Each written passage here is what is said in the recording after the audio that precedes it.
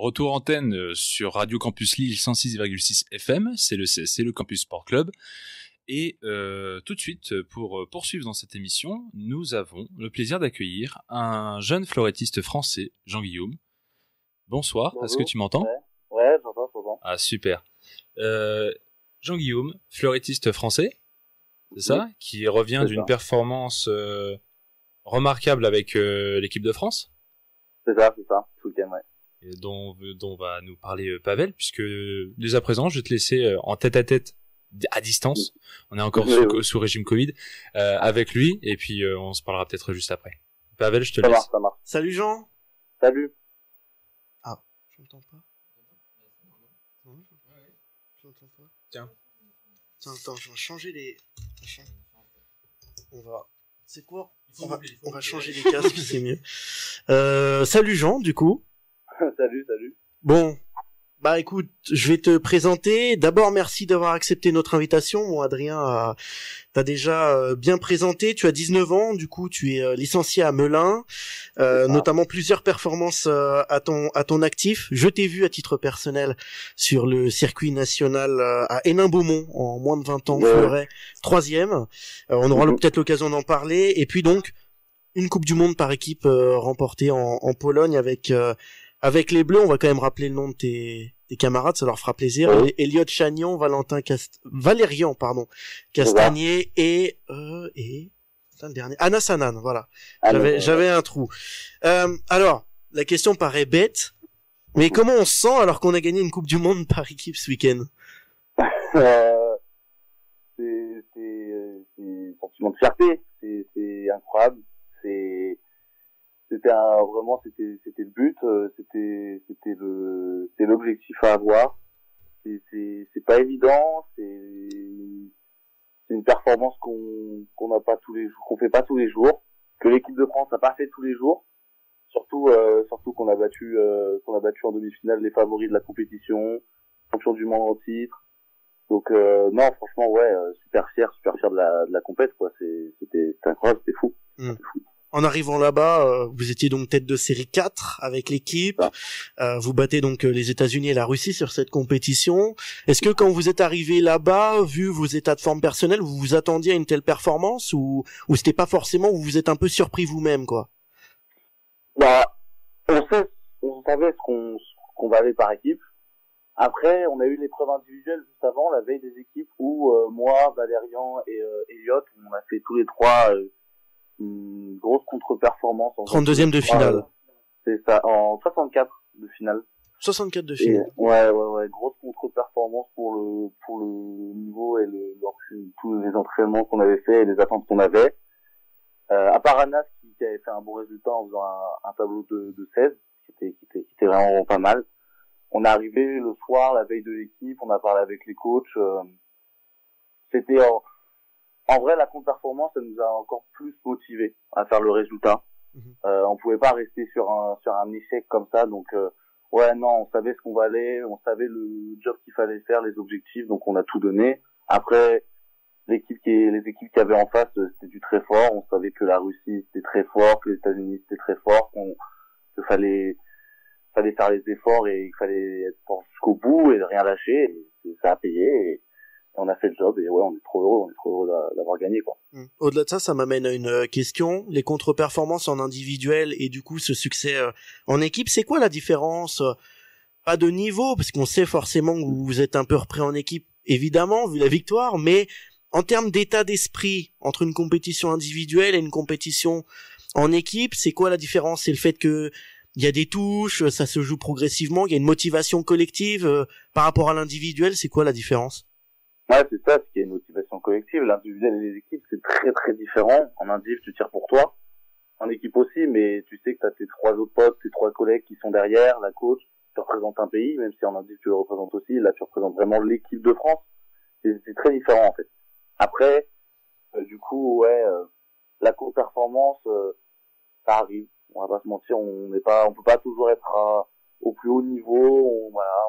On n'a pas réussi, mais en équipe, la France, en escrime, elle est connue pour être très forte, avoir une grosse cohésion, s'entendre bien dans l'équipe et tout, et on peut regarder ça en plus dans toutes les armes, au fleuret, en équipe de France, que ce soit au fleuret, au sabre, en épée, toutes les équipes de France, à chaque fois en équipe, ça ramène des médailles, ça fait des résultats, mais si parfois en indiv, c'est pas souvent le cas.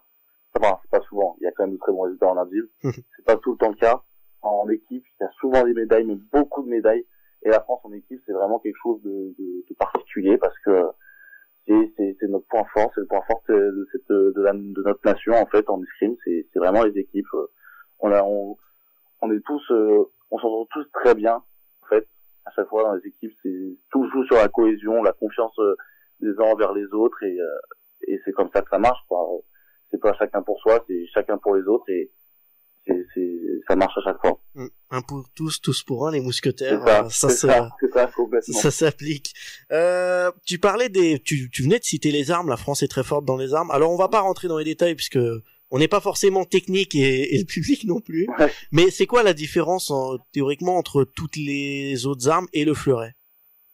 Bah le fleuret, mon arme du coup, c'est une arme un peu de précision parce que la surface valable et la surface qu'il faut toucher est beaucoup plus petite que sur les deux autres armes. C'est vraiment que le buste et le dos, et on doit toucher avec la pointe de notre arme, avec des règles de convention très compliquées qui évoluent au fil des années, tout ça. Donc c'est une arme un peu compliquée. Après il y a le sabre avec lequel on peut toucher avec toute la lame, donc c'est vraiment sport de cavalier, où là on peut toucher tout le haut du corps, donc les bras, la tête compris, en plus du buste et du dos. Là pareil, avec des règles de convention très très semblables au fleuret en fait. Et il y a pour finir l'épée, qui est un peu l'arme de duel par excellence, l'arme de chevalier. On touche avec la pointe et on touche partout au corps, de la tête aux pieds, toutes les parties comptent, et c'est le premier qui touche qui a raison. Et quand les deux touchent, les deux ont le point. Donc c'est vraiment l'arme la plus facile à comprendre. C'est si tu touches, t'as le point. Si les deux touchent, les deux ont le point. D'accord. T'as senti ou pas, toi, à titre personnel, un effet après les Jeux de Tokyo? Il y a des personnalités un peu comme Romain Canon qui ont marqué les esprits. Est-ce que t'as senti une sorte d'effet? On sait que les jeux parfois sont attendus pour donner un boost, un engouement autour d'un sport. Est-ce que t'as senti ça un petit peu ou pas vraiment, vu que c'était un peu des jeux particuliers? Non, des jeux, ça reste des jeux. Que ce soit Covid ou pas, les jeux, ça reste pour moi la plus belle compétition du monde. J'ai la chance de quand même m'entraîner avec les fleurettistes qui sont partis au jeu et de connaître quelques sportifs partis au jeu en escrime. Et en connaissant l'escrime, je savais qu'il allait y avoir des résultats. Une très grosse nation, l'escrime, je trouve, une des meilleures, avec bien sûr les Russes, les Américains. C'est un sport français aussi, on peut le préciser. Ah oui, sport français, bien sûr. Et du coup, quand j'ai vu les résultats, bien sûr que ça booste, bien sûr que ça donne envie de faire des résultats, bien sûr. Mais d'un côté, on s'y attendait, franchement, on connaît la force de nos escrimeurs et escrimeuses. Donc franchement, ouais, ça pousse encore à faire de plus en plus de résultats, et ouais, ça motive à fond. Ok, je vais laisser peut-être mes collègues autour de la table poser des questions s'ils en ont, n'hésitez pas. Vas-y François. Salut Jean, félicitations pour ta victoire, vraiment bravo. Moi j'avais une question plutôt, alors peut-être qu'il va peut-être paraître un peu simplette, mais finalement l'escrime c'est un sport qui est assez peu médiatisé aujourd'hui. Finalement on voit que par exemple pour des jeunes pour des enfants, etc. C'est pas forcément un sport qui vient en premier. On parle souvent du foot, bien sûr du basket. Qu'est-ce qui t'a donné envie toi de pratiquer ce sport? Moi c'est tout bête aussi, hein. C'est vraiment moi je suis comme tous les enfants, quoi, à faire plein de sports, à essayer plein de sports. Et avant j'habitais dans le 117, j'habitais dans le 91 et je faisais du judo. Et en allant au judo, ça me plaisait pas, c'était quelque chose, ça me plaisait pas, quoi, le judo. Et en dessous de la salle de judo, il y avait une petite salle d'entraînement, et je savais pas ce que c'était. J'avais demandé à ma mère si c'était la petite salle en dessous de celle du judo. Et il m'a dit c'était de l'escrime. Et moi, de l'escrime, je savais pas ce que c'était et tout, je demandais, non. On m'a parlé d'épée et tout ça, moi j'étais comme un fou. Petit, j'étais comme un fou, on me parle d'épée, j'étais comme un fou, je vais essayer, faut que je fasse ça. Et depuis, c'est resté, là, ça fait 12 ans que j'en fais, et c'est ma passion, quoi, voilà. Super. Moi, j'ai envie de finir, parce que je suis désolé, mais nous, le temps court un petit peu. Ouais, forcément, nous, on parlait des JO là de Tokyo pour l'équipe de France. Nous, on va parler aussi JO de Paris. Ça te fait peut-être rêver. C'est quoi tes ambitions là dans les années à venir? faire les jeux à Paris, c'est un rêve très difficile à atteindre parce qu'il y a encore une grosse génération au-dessus de la mienne et de Valérian, Elliot, tout ça. Il y a encore une très grosse génération qui est au-dessus de nous. Mais pourquoi pas les JO 2028, ça, c'est un but encore, qui est atteignable. Bien sûr. Plus que 2024, même si 2024 je me vais pas derrière et je vais tout faire pour les faire. C'est pas un problème. Et ouais, je pense à 2024 et à 2028, ouais, bien sûr. C'est un rêve. Combien d'escrimeurs se qualifient, tiens, Jean, justement, pour les Jeux olympiques en fleuret? Ah, c'est des règles hyper compliquées avec des quotas, tout ça, mais normalement, grosso modo, ouais, dans chaque arme, c'est les 16 premiers du classement international qui sont envoyés d'office. Donc si t'es dans les 16 premiers seniors internationaux, tu pars. Et après, il y a des quotas par équipe avec toutes les coupes du monde senior. Et à l'issue de toutes les coupes du monde senior, les meilleures équipes de chaque nation, du coup, partent au jeu. Donc souvent, la France arrive à aligner quand même une équipe dans chaque arme, même si c'est pas toujours le cas comme au jeu où il n'y a pas eu l'équipe féminine d'épée, mais sinon toutes les équipes arrivent à se qualifier. Mais c'est pas simple de se qualifier au jeu, c'est très compliqué, très compliqué. On imagine. Et ok, alors du coup pour finir peut-être juste ton programme, on te voit où prochainement si on a envie de venir te voir? Ah, alors normalement j'avais une compète en Italie grâce au Covid, elle a été annulée, super. Mais sinon au mois de janvier, mi-janvier, j'ai une coupe du monde à Aix-en-Provence dans le sud, du coup.